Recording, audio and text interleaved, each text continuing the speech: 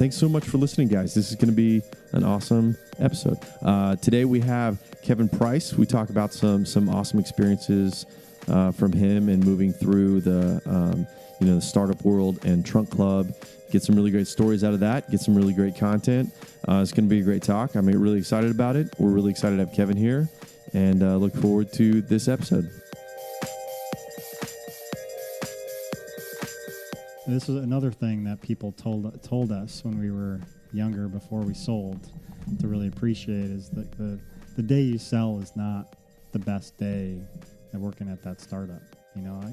Honestly, the day we sold, I was so exhausted.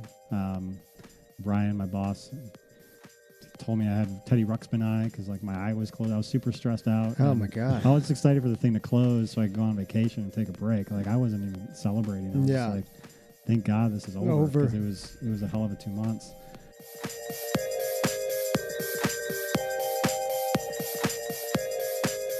Well, welcome everybody to episode 4 of the Okay Now What show. I am Michael. This is Bobby, and we've got a guest. Finally, Kevin Price. How are you, ma'am? Wait, I'm the first guest? Yeah, you are guest Oh boy. 1. Yeah, other than our long-time listener, first-time caller Matt Faust, who called in last episode, and then we didn't answer it. He made it.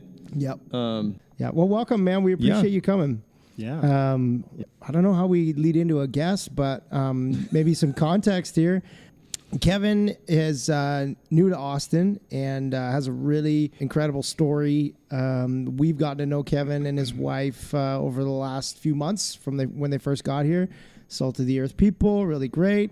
And one of the things that's so great about Kevin is that he's super humble about the past few years of where he has come from and all the work he's put in and what he's accomplished. And now, I don't want to ruin what we should talk about, and I want you to determine what we should talk about. But yeah, you can pick whatever you want to talk about on the show, but it is called the Okay Now What show. Yeah. The show is about defining life moments, and when that moment hits you in life where you literally stop and you go, okay, now what? And I think from catching up with you on Sunday, there's a little bit of that. And I think from where you were at before, I know there's got to be one of those stories in there too. So maybe you can lead in and give some context on your history, and then we can go from there. Start from the beginning. So I love these moments, actually. I so far have kind of defined my career from these moments. So I went to University of Illinois, although not having any clue or aspirations what I want to do with my life. I was a kinesiology major because it was the easiest major to get in. Yeah. And I liked sports a lot in high school. It's all I really cared about. I did get good grades, at least good enough to get into Illinois. And I was influenced in school through a lot of my fraternity brothers when I was trying to figure out exactly what I wanted to do. And everyone seemed to do finance. And my parents were both business teachers in my community, and I thought I'd give it a shot. And then I hit a break in college. I got recruited into Deloitte. And accounting is so sexy, right? Yeah, accounting's so sexy. It's so much fun. I actually hate accounting. Yeah. We can come back to that. But, let's Did you get your CPA before you got in there? No, I didn't get my CPA. I didn't do audit or tax like every more traditional accounting folks did. I did get my degree in accounting from University of Illinois. Yeah.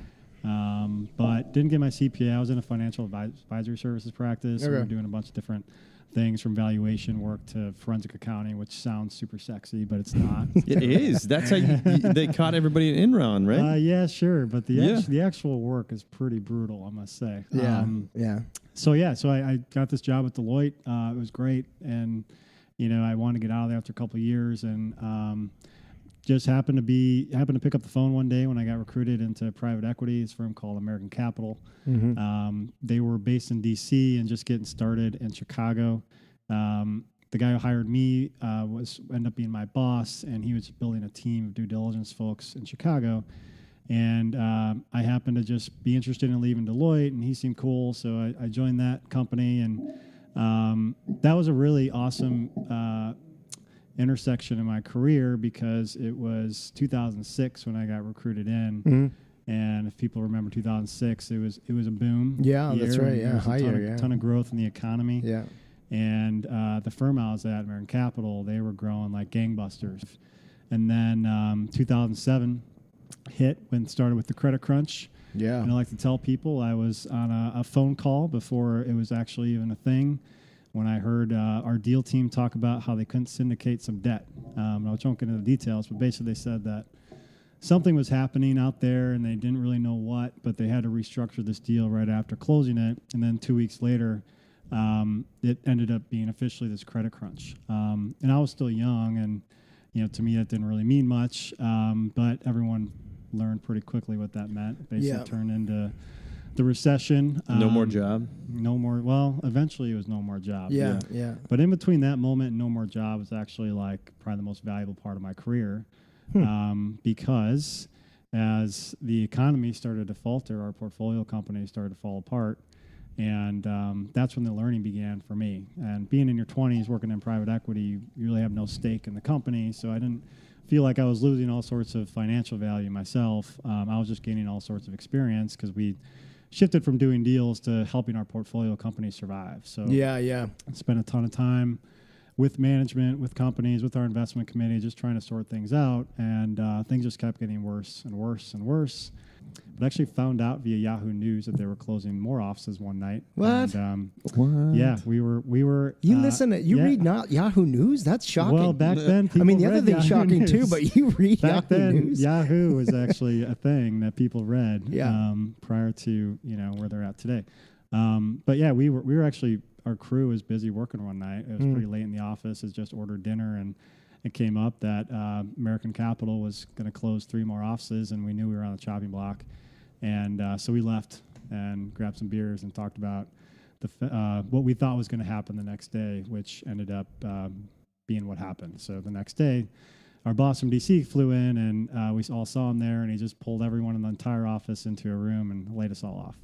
At the same time. At the same time. How many people were in that room? There were about 20 people in that room. Wow. When you're 28 and single, a 4-month severance package actually sounds pretty awesome. Yeah, summer. Yeah. So I was actually excited about that because I knew that I wanted some time, and I had the flexibility in my life at that point. I got into University of Virginia, and that was like January or February. I think I got accepted. Decided by February that I was going to go there, and then I actually went as far as getting an apartment at University of Virginia. It was Darden Business School. Really good business school. I was really excited about it. And then I booked some travel. I went to Buenos Aires, Argentina for 3 months by myself and had some European roommates and took Spanish class. And what? How big was this severance package? Well, my God. I was with like 4 roommates in a crappy apartment. So it was like you hosteled it. Yeah, like that's awesome. Like the whole world, like Western world, was in Buenos Aires. Yeah. In 2009, because nobody was working that worked in professional services. So we all gathered there and hung out and had a lot of time to think. So I actually probably had too much time to think while I was there. But when you're traveling, which I always love travel, and will always love travel. You just meet different people with different perspectives, and I felt really lucky to actually do that travel, which most of my friends hadn't done. So that was a great experience. But it did give me enough time to question what I was doing and why I was going to school, because I was originally going to go to school because I wanted to do private equity. So I thought I wanted to be one of those guys. I worked with them. I liked them. They were, well-educated and sharp guys, and I thought I needed to go to school to do that. So I went to school. But then when I got laid off from it, here I was working really hard for a few years, put in a lot of time and hours. And then when things were tough, I got laid off. To me, I was just a number they had to cut.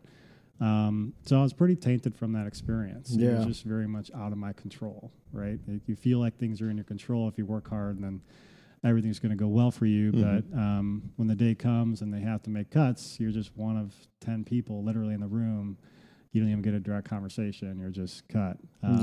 Isn't that's so perplexing too? Yeah. Because we talked about it last episode, how people sacrifice so much of their lives for these corporations or these logos or these brands, and then you feel like that is your identity, your piece, but people don't realize that or forget that you could be gone, like you could be cut and they could replace you in a week. Yeah. Like in a week, it's like you weren't even there. Obviously, the people you impacted from a friend perspective, that's a thing. Yeah. But you know, it's so sad that your memory could be gone within a week. And all that scared me, not really knowing what I was going to school for, what I was inspired for anymore. And, you know, I knew I was going to come out of it basically being forced to take a corporate job because I was going to have to pay down debt. So I backed out. Good for you. And I had a roommate in an apartment in Virginia and everything. And I just decided I wasn't going to do it. And I had no plans. And so I ended up moving into my buddy's basement, like doing some work for him for room and board. And you're like couch surfing at this point. Yeah. I was literally on the up and up and up, and then the financial collapse just hits you. Yeah. And it's like, what the crap do I do now? Yeah. How old were you? I was 28. 28, at the time. Yeah. So at that point, you feel like, because, you know, you get to 28 and you're like, I should have figured this out by now. Like, yeah. Right? Yeah, but you know, like the or thing, be on my way. The thing that surprised me was that, you know, once I made that decision, if you really would have thought through it, like, all right, so you lost your job, but good news, you got into business school. That's going to be a couple of years of school. You're going to come out with an MBA, and the economy will probably be better, and you'll be able to get a good job. Yeah. But at the time, there weren't any finance jobs. They just didn't exist. In fact, like I had like 6 really good friends who were also unemployed. But you know, like I just wasn't worried, and I felt pretty confident that whatever it was was going to work out. Yeah. So I just took my time. I gave myself space. Couch surfed. Yeah, couch surfed. Like my buddy had a business, and I literally like did his QuickBooks for his bed. Like that was the deal. So I you know, just kind of purposefully like decided that I'm not gonna go to business school. I'm not gonna take whatever's available. My boss was trying to recruit me over to be his guy, and I just said no. Like I don't want to do that anymore. But not really knowing what I wanted to do. And my only plan was, well, the economy's got to turn around at some point. At that point, then I will try to come up with a plan. Yeah. But hey, why look at least for you a had job? at least you had a good mindset through that thing. I know a lot of people just fall apart at that point. Yeah, the waiting, yeah. Approaching your 30s, no job, living in a basement. And that's the thing. Like, you know, I feel like I've been able to opportunities have come across my plate because I haven't jumped at, you know, what's right in front of me because that's the easiest thing to do or even the right thing to do. And I just didn't panic. I just had this confidence that it'll be fine, and I just didn't worry about it. But then, you know, I guess it paid off because one day I was just sitting around. I got an email from a former manager asking me if I wanted an intro to this acquaintance of his that was looking for a finance guy. And I said, okay, I can probably meet him next week. And he put me in touch. And the guy happened to be Brian Spaley, who was the founder of Bonobos. And he had just left Bonobos to start Trunk Club in Chicago, and he asked me to come in like the next day. He's like, wait. Bobby loves How did we not know Bonobos. this? I knew this. Bonobos? I've got Bonobos pants on right now. I get this so much. I mentioned Bonobos. People are like, I'm wearing a Bonobo shirt right now. Yeah, I knew this. Is that the only way you shop there? Okay. I just didn't tell you. Yeah. Okay. That's how we bonded. Oh yeah. Yeah. Well, that and because we have to because our wives are Bonobos besides guy our too? wives. Yeah. Okay. Yeah. That's awesome. The clothes actually we had fit. to bond because our wives are friends. Let's not mistake ourselves. Okay. And then we had to bond. Then it just fell in place. Yeah. Yeah. That's a great story, and Brian Spaley's going to love that one. So he hasn't heard enough good stories. So, yeah, right. Yeah. Well, until they sold to Walmart, then we're like, No. Yeah, for $300 million. Yeah. Well, fair enough. You got to have an exit plan, Yeah, right? that $300 is million true. exit plan. Go in and get yourself a case of Miller Lite, some white wall tires, pick up some Bonobos you can get some khakis, good huh? tequila with that. Yeah, and then, Bonobos khakis. You got yourself a weekend. Everybody questioned that deal, by the way, when it happened, but then when you actually unpack it a little bit, it makes it makes a lot of sense if you're Walmart because they're trying to stay relevant, so they're buying brands like Bonobos. Yeah, It's a good brand. It's a great. And brand. Target has one. Though Walmart similar, owns it, and it's still in Nordstrom. Yeah. Which Yeah. Okay. So you met so Captain Brian, Bonoza. So I Bonobos. told Brian I could. is it Bonobos or is it Bonobos? It's Bonobos. Bonobos. Bonobos. Okay. Write that down, Bobby. I know. I'm so tired of you Bonobos. saying it wrong. After the monkey. Bonobos. Oh, I didn't even see. God, I'm learning. Where's my pen? Yeah. I'm going to write it down. I guess we don't need to. We're recording this. Yes. So, So I told Brian I could come in next week, and he said, "How about tomorrow?" And that should have been a leading indicator of what I was getting myself into. Yeah. So I met him the next day, and I didn't even realize at the time, but apparently I was wearing a really bad suit. So he gave you an awesome Bonobo suit. My 3-piece Bonobo suit is an awesome. Sorry. Calm down. Bonobos. Bonobos. You'll Get it. Bonobos. It'll get you. You'll wake up in the middle of the night screaming it.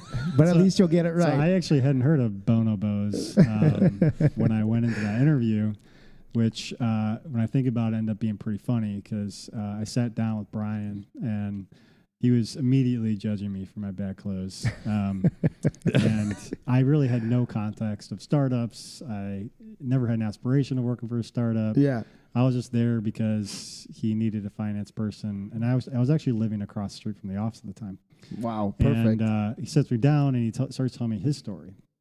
And his story at the time was that he worked in private equity, et cetera, went to Stanford Business School. Then he founded Bonobos, was there for a couple of years and had just left. And that Bonobos had just raised a round of capital at a $20 million valuation. And, on paper, he was, basically implying that he was worth something. And to me, I was like, cool, bro. I have no idea what any of this means. Just show me where the copier is and where I can get some coffee. I had never heard of Bonobos. Like, I really, looking back, I had really no respect for the situation I was in. Yeah. The guy I was talking to. Yeah. Yeah. But at the time, he just needed a finance person, and I was there, and he asked me to start the next day on trial. So we started with a 3-day trial. Paid me $20 an hour. At the end of that week, he gave me what he called a 20% raise to $25 an hour. Yeah, buddy.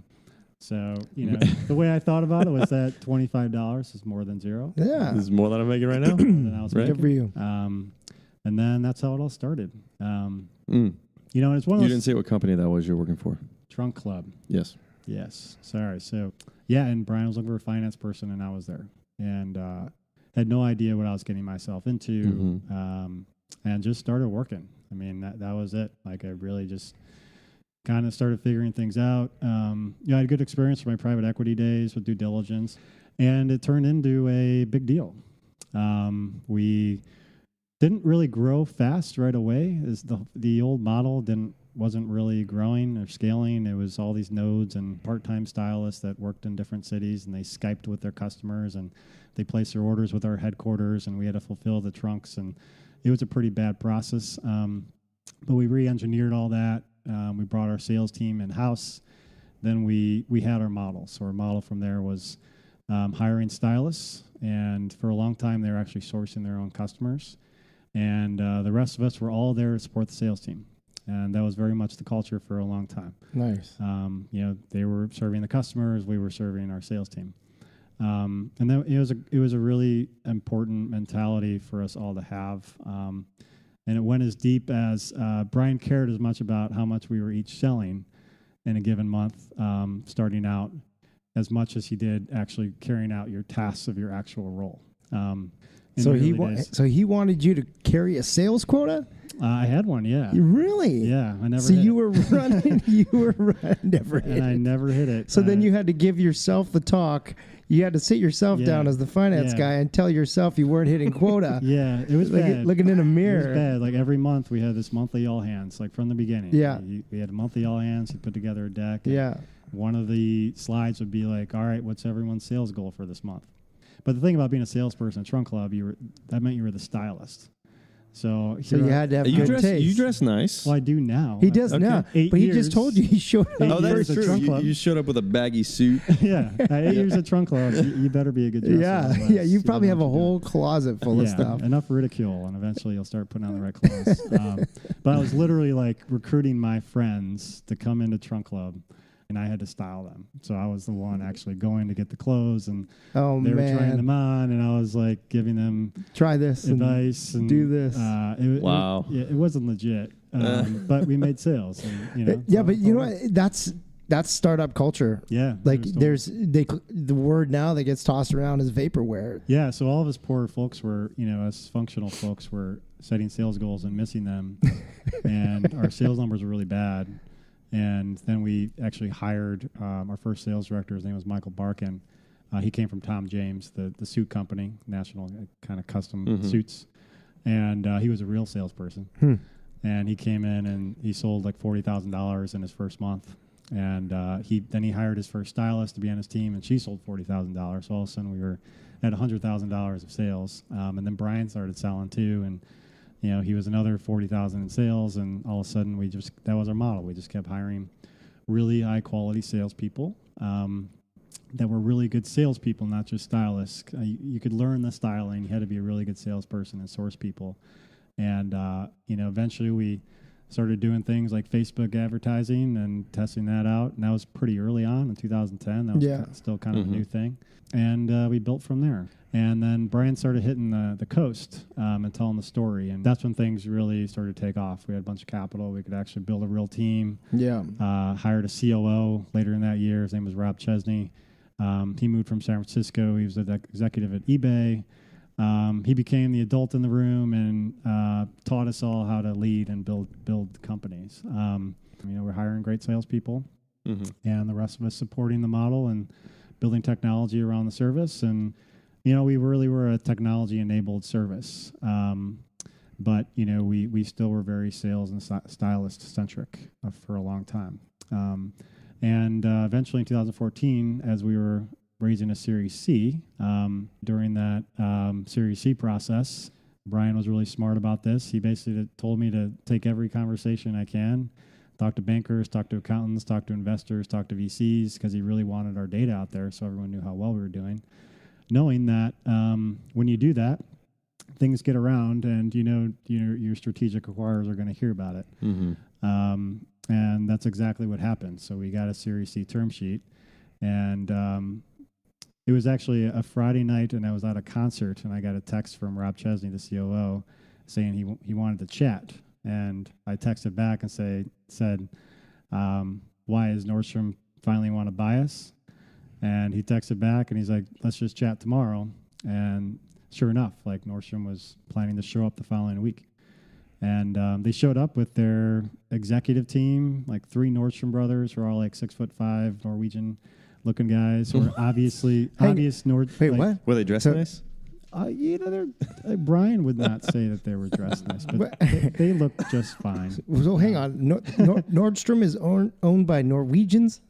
Well, the brothers are all like Norwegian, like very. Is their last name Nordstrom? Very Scandinavian looking. Really? Not sure if it's Norwegian or Swedish. Like blonde hair, super pale, red you'd eyes. see him be like, that's the Scandinavian. Yeah, totally. I mean, they all look alike too. Oh, wow, it's amazing. I had no idea. That's crazy. They still run the company. Wow, they're good guys. That's cool. Yeah, and they showed. They like totally infiltrated our office. All these people showed up, and they were much older than the average employee at Trunk Club, and we didn't really understand who they were bringing and how many they were bringing. They just kind of showed up, and everyone was like, "Who are these guys?" And so it was like 2 months from when they showed up to when we closed, which was insane. Yeah, that's really quick. Yeah, it was really quick, and for people like me that had to manage all that, and my team, we didn't have bankers, we didn't have accountants, we just had really good attorneys, and we just grinded through it. And we closed the deal, and all of a sudden we were a Nordstrom company in August of 2014. Wow. So that was over 4 years ago. From sitting in the office with your bad suit on to that point, to the 2-month quick acquisition, how much time was that? It was about 4.5 years. 4.5 years. Yeah. Wow. And, we sold for $350 million. Yeah. Wow. That's amazing. Which at the time was I think the third largest e-commerce acquisition. First two being Amazon acquisitions. I think diapers.com and Zappos were those two. Have you ever heard the story behind diapers.com? No, we can get into that. Okay. So yeah, that was Deal story. closed. We sold, and then all of a sudden we were a Nordstrom company, and I managed the last 3 years post acquisition. Yeah. Which was great for many reasons. Learned a lot. Nordstrom's a fantastic company with fantastic people. But not sure I'd go another 3 years post acquisition again. Yeah. It was actually a really grueling 3 years. You would think that you sell a company and you just kind of relax after that. But we integrated over those 3 years, and that was pretty painful. And then 2 years in, our team started to turn over. At our executive level, for the most part, is where it started. And I had to manage a lot of that. And then once all that was over, I was exhausted. You were the last guy I standing. was like, all right, now it's time to start thinking about my own offboarding. Yeah. Yeah. And the plan was to actually make it through my 3 years and then take some time off. But then before I could even do that, Anthos Capital, the seed investors in Trunk Club, called me up and said that they were trying to do a deal with a company down here in Austin. I thought it was interesting, but it was in Austin. Obviously, we were in Chicago, and we felt like we had roots in Chicago, and my wife was pretty pregnant at the time, so I didn't really think that there was a shot of that happening. Yeah.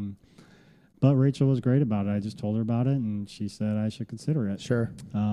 We sold a house, bought a house, left Trunk Club, had a baby, moved down here, and I started in August or September of 2017. And that lasted 3 months, and then I left. Then you left. Yep. Okay. You're 3 months. And now you're here Now I'm here with you guys. in Austin. Now you're sitting in the barn. Yeah. And by the way, I didn't mention that Mike's wife, Brittany, is the one that found our house. Yeah, down here. that's right. That's how it all came we all together. met. Yeah. She did a great Yeah. job. That's crazy. There's so many things. I mean, the life cycle of that is just what a cool experience to go through. What a whirlwind. I mean, starting with like no idea where I'm couch surfing, no idea what I'm walking into. Hey, you've got a bad suit on. Get your life together. I'm now a sales guy and a finance guy. But then you move through the growth of that, and before you know it, it's like a house party where it's your house, and then you're just the last one there to shut the lights off and clean up because everybody's already gone. Yeah. I feel like I learned so much from so many great people, and that was by far the best part. Yeah, at one point we had 1,200 employees. Wow, that's crazy. And through that experience, we kind of created this mafia of people that are now going off and doing other things. Yeah. See, that's a cool thing about it is in that first phase before getting bought, you create innovators, you create incredible marketing people, and you create this like sense of culture that inspires people to go out and then be incredible people for who knows what the next startup is. Yeah. Well, talk about creating careers. You were couch surfing, and then all of a sudden, you're in this small little startup that turns into your career and taking you to where you've gone and where you are right now.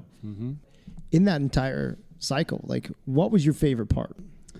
Yeah, I ask myself that, and honestly, like, I feel like now is my favorite moment because I get to look back and I get to watch and see what everyone else is doing now, and they're leaders at new companies. So for me, like, now I feel like I'm enjoying it as much, if not more, than when I was in it. Because when you're in it, like, you don't really understand what you got. Yeah. You're just grinding and doing your thing. Totally. And hoping it all goes well, and everyone's super passionate every day. But I think what I think is really amazing about all of it is just like being around people that were so passionate about what they were doing every day. Like, nobody was clocking in and clocking out. Yeah. It didn't exist. If you were that person, you weren't at our company. So our culture was like everybody was super passionate about what they're doing, and we respected each other, and we weren't ego driven.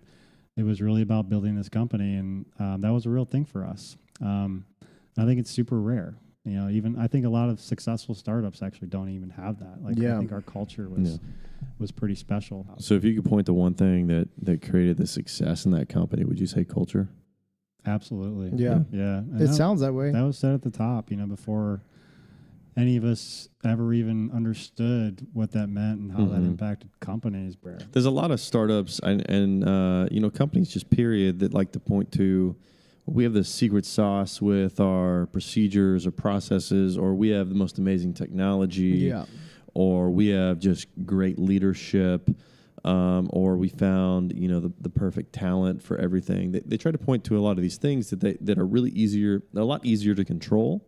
What it comes down to is the people and the way those people work together and to grow a company. That culture is something that a lot of people just kind of brush to the side.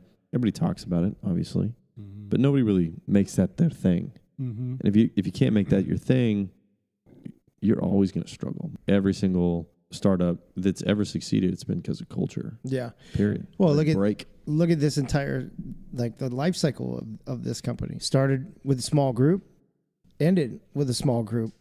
They're giving you guys presentations and you guys are going through that 2 months period where you're getting bought, and there's 2 of you on the other end of the phone, and there's 40 of them on the other end of the phone, and you guys are doing the, like, if that's not the definition, 2 people in a room doing the work of 40 people, like that right there shows that you clearly had a hustle culture. There obviously was a defined why in that entire room, because people don't follow numbers. They don't go to battle for numbers. They go to battle for people. They follow leaders that they trust and that they care about.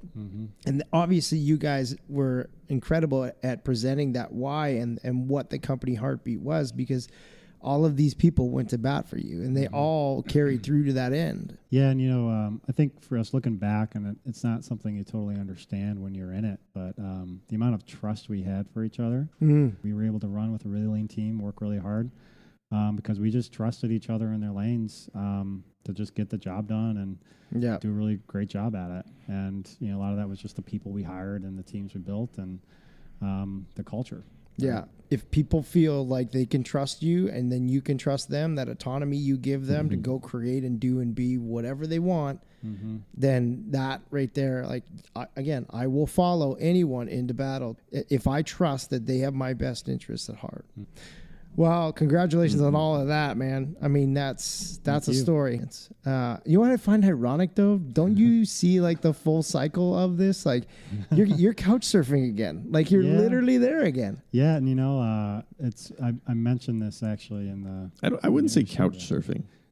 Right now, we're literally couch surfing. Really? Yeah, we're on a couch. Oh yeah. Okay. Yeah, like literally at this moment, we are sitting on this couch. Okay.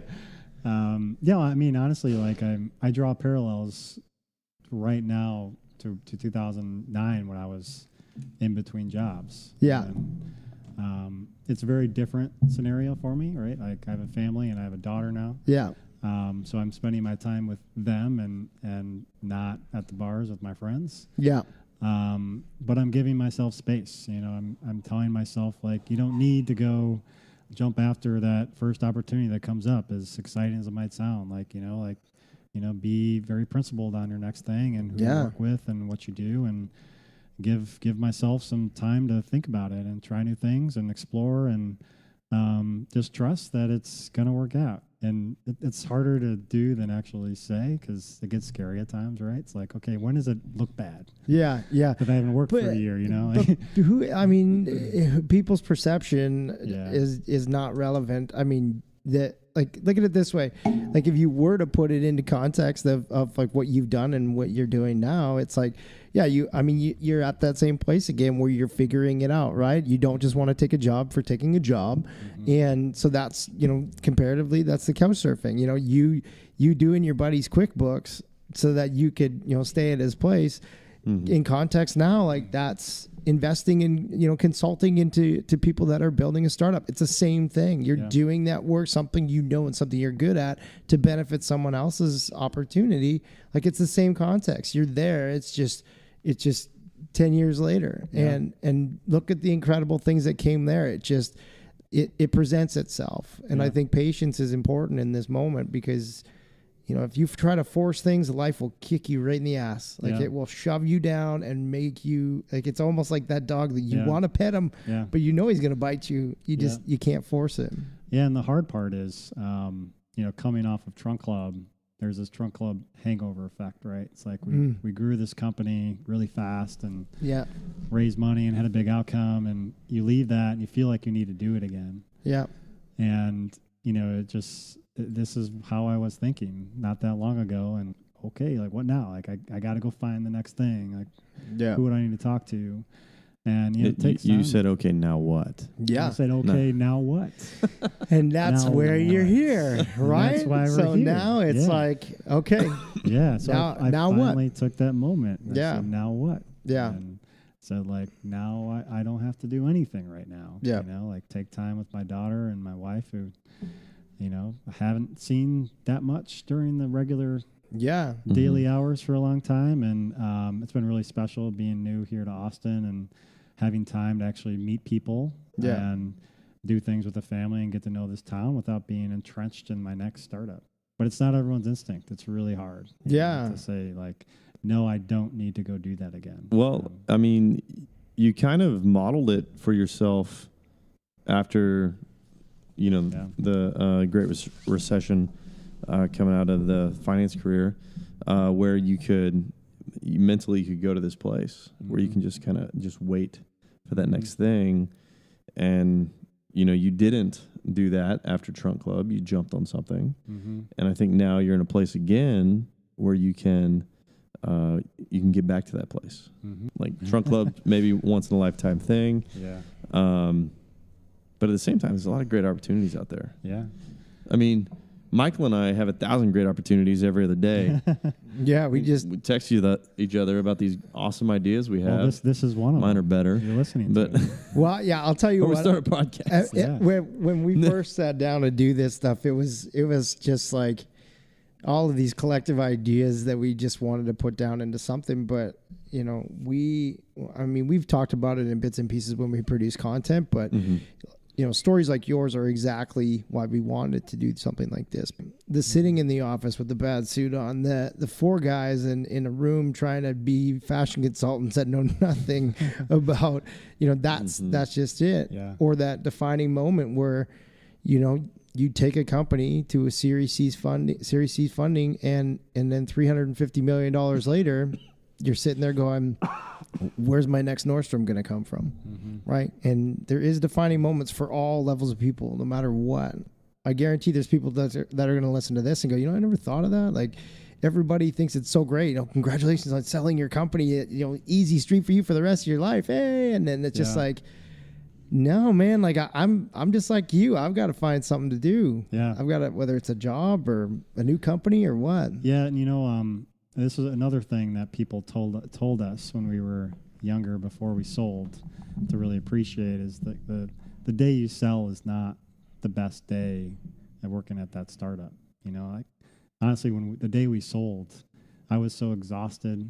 Brian, my boss, told me I had Teddy Ruxpin eye because like my eye was closed. I was super stressed out. Oh my God. I was excited for the thing to close so I could go on vacation and take a break. Like I wasn't even celebrating. I was just like, thank God this is over because it was a hell of a 2 months. It's really all the stories that you can tell because of everything that happened and the teams we got to build. Like that's what it's all about. And some of that was post Nordstrom and a lot of that was pre Nordstrom. But we have years of it. You know, we were all together for, you know, we had an early team that was there for most of that ride. So we have 7 years of stories. Yeah. And they're really good ones. And every day I'm texting or slacking former coworkers about something that reminded us of when. And, you know, that's what's super special about it. Honestly, that's the thing I envy the most about trying to replicate. Like, can I do that again? You know, versus like, can I sell a company for $350 million again? Like, maybe. But, you know, I'd rather sell a company for $5 million and create the great stories and, you know, because that's ultimately what lasts. That was part 1 of episode 4, guys. We ended up getting a lot of content. It was a great conversation with Kevin, so we ended up having to do 2 parts. Hope you guys enjoyed that first part. We're going to have, I guess, episode 5, which would be part 2 of Kevin's conversation. Thank you so much for listening, and we really appreciate your support. Please follow us on Instagram at the OK Now What Show and on Facebook, and we will look forward to talking to you guys next time. Bye-bye.